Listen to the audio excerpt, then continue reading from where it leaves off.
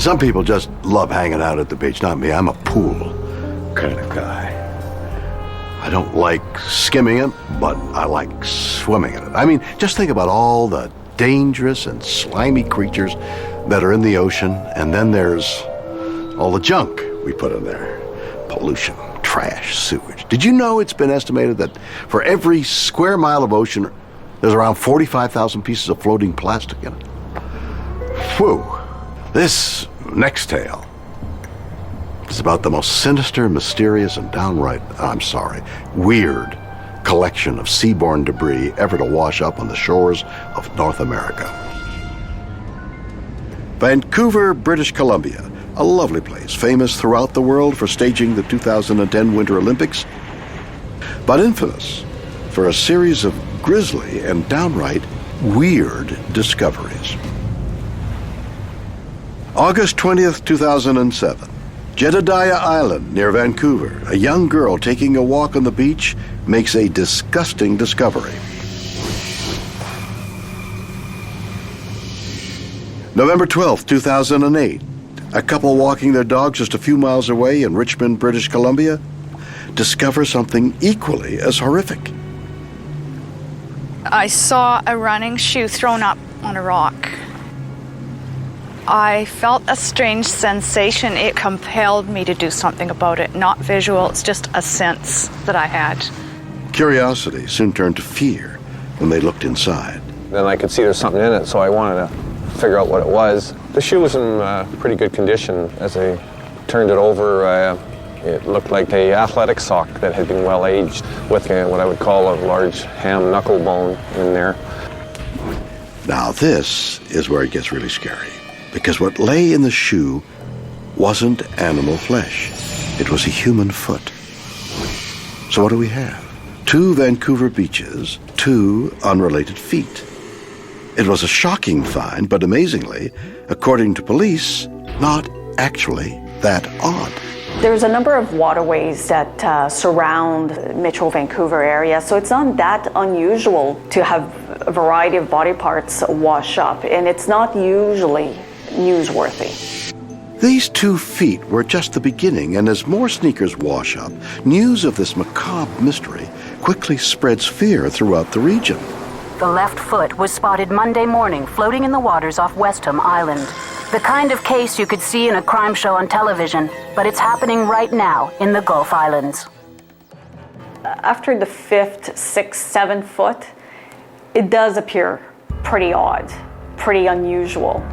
And of course, a number of theories have been put forward to us by the public through our website, etc. And there's certainly a curiosity as to what's happening.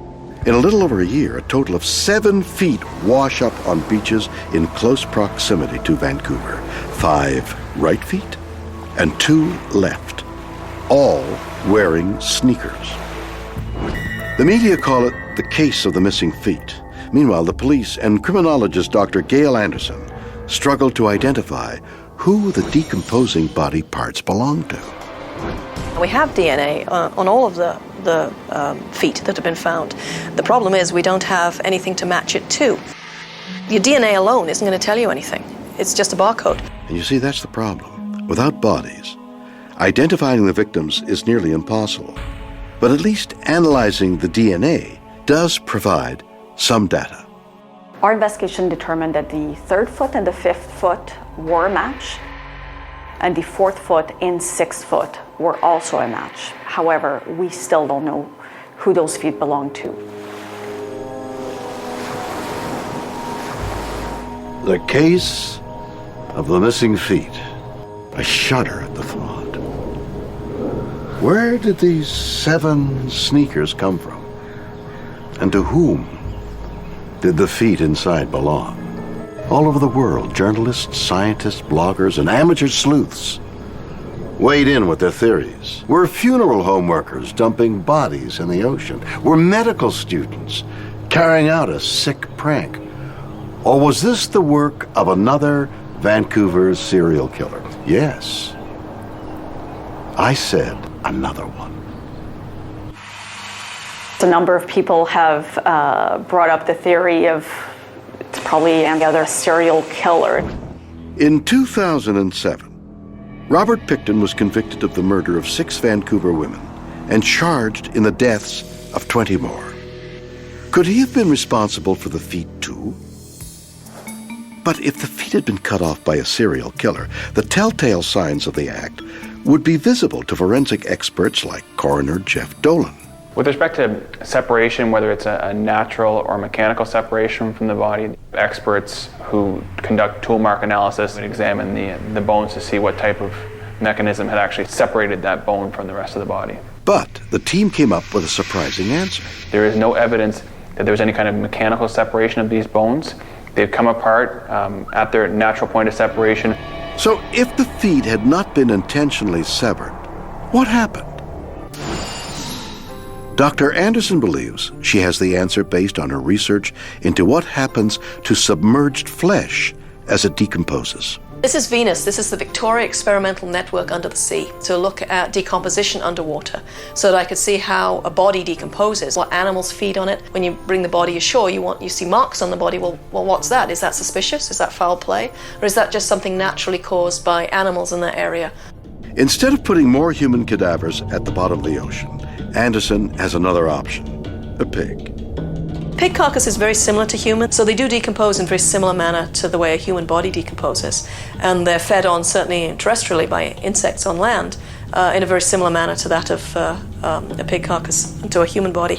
So we use these in a lot of our experiments. So we hope that these would be very, very similar to what would happen in a human case. According to Dr. Anderson, the sea is a very inhospitable place for bodies.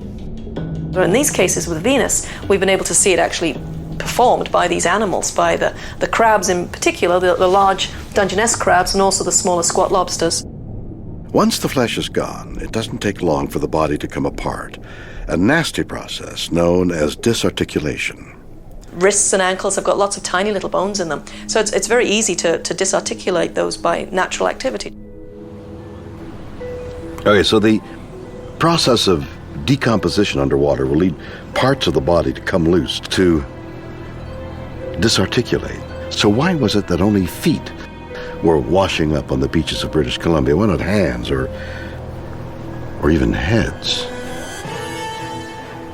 Perhaps the answer lies in the footwear itself. The feet that have been washed ashore were in running shoes. Now, if you think about a running shoe, throw one in a swimming pool, it floats.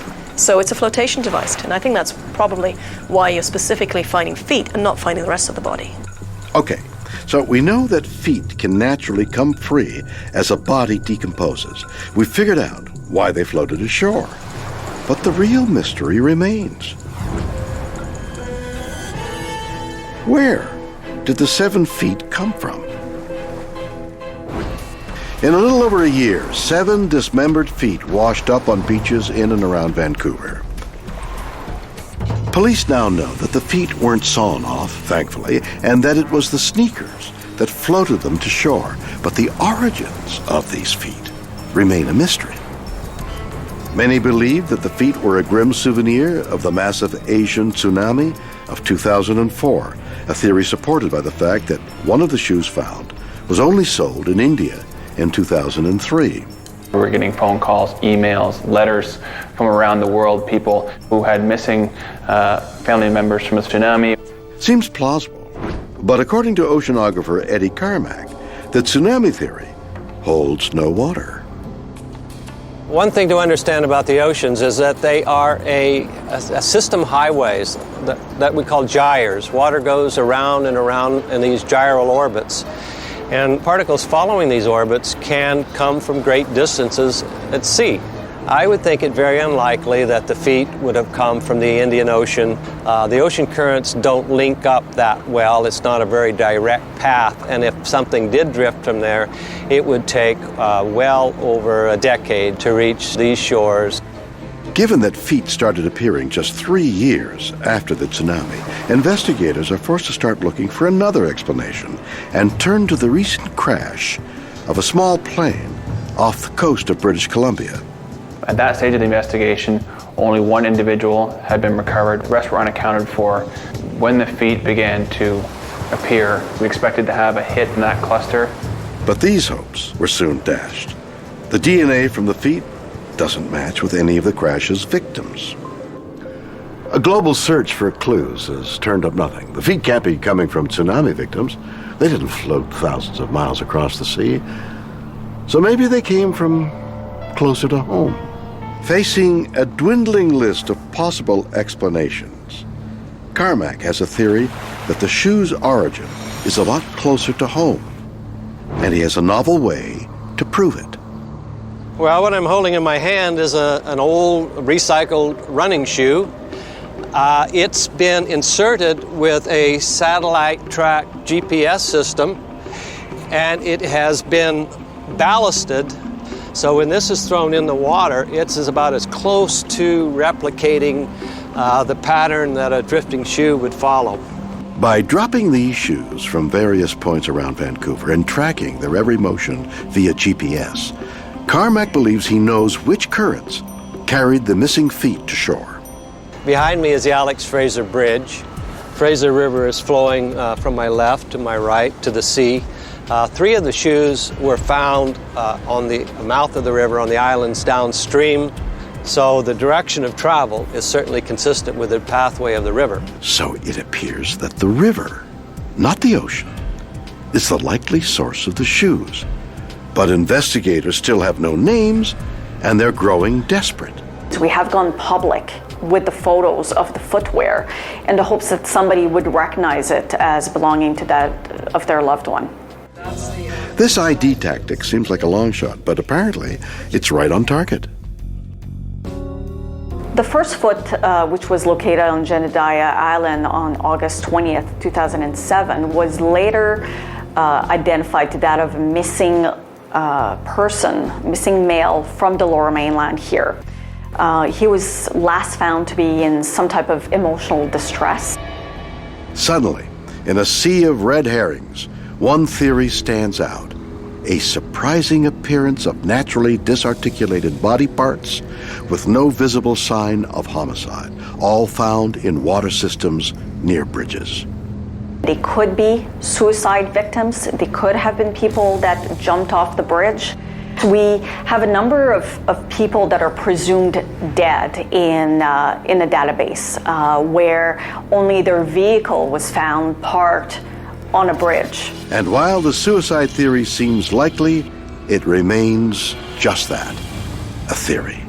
They all remain active investigations. There's no such thing as a cold case. We never thought that we would end up at 7 feet. Only time will tell whether or not there will be an 8. In the end, there are no hard answers, just more questions.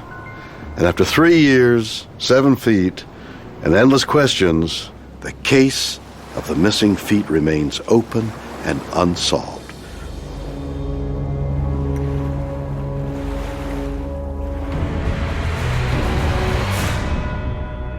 So there we have it.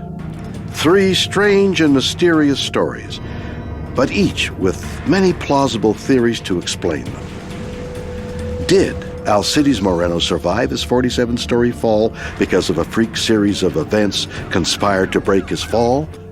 It seems so. And the lone ice bombs falling from clear blue skies all over the world, a new quirk of global warming? Maybe. And will we ever find a conclusive answer to finally close the case of Vancouver's 7 washed-up feet? Who knows?